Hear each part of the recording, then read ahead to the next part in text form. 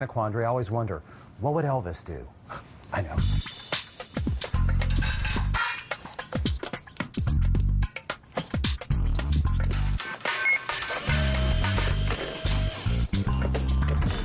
I'll tell you what Elvis would have done. He would have fried them up. That's what he would have done.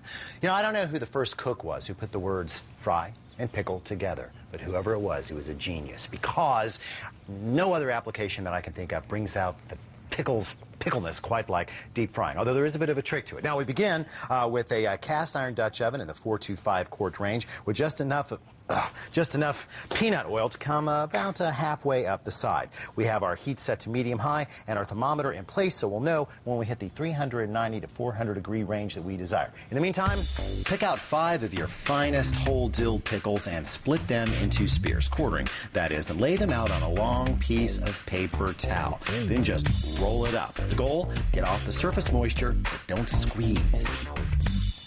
The real trick to frying pickles is in getting the correct marriage of dip and dredge. Now, I've tried dozens of different combinations, including ingredients like breadcrumbs, beer, crumbled crackers, skim milk, eggs, Japanese breadcrumbs, yogurt, crushed cornflakes, sake, rice flour. I've done everything, and believe me, the thing to do is to not think pickles. Think fried chicken, which of course leads you to 1 cup of buttermilk and 2 cups of plain old-fashioned cornmeal, which, if you wish, you could season with a tablespoon of salt, or you're welcome to simply season later on. Now, here's how the dipping procedure goes.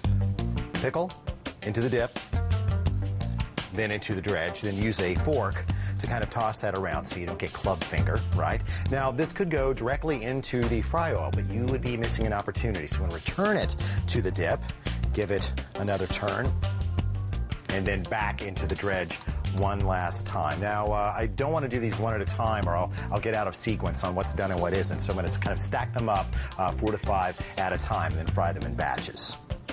When you're ready to move into the oil, get yourself another fork and kind of make a little stretcher and move over into the oil. There, now, when the cold pieces first go in, you may see a little bit of a drop in the oil temperature, but don't try to chase it around the dial. If you boost it up really hot, it's going to go over 400, and that'll be a bad thing. I would just leave it alone. It'll bounce back soon enough.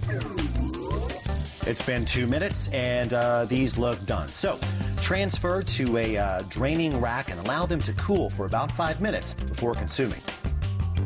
I know technically this should be a side dish, but with a little horseradish sauce on the side, I think of this as a main course option, and vegetarian to boot. Elvis would have liked that.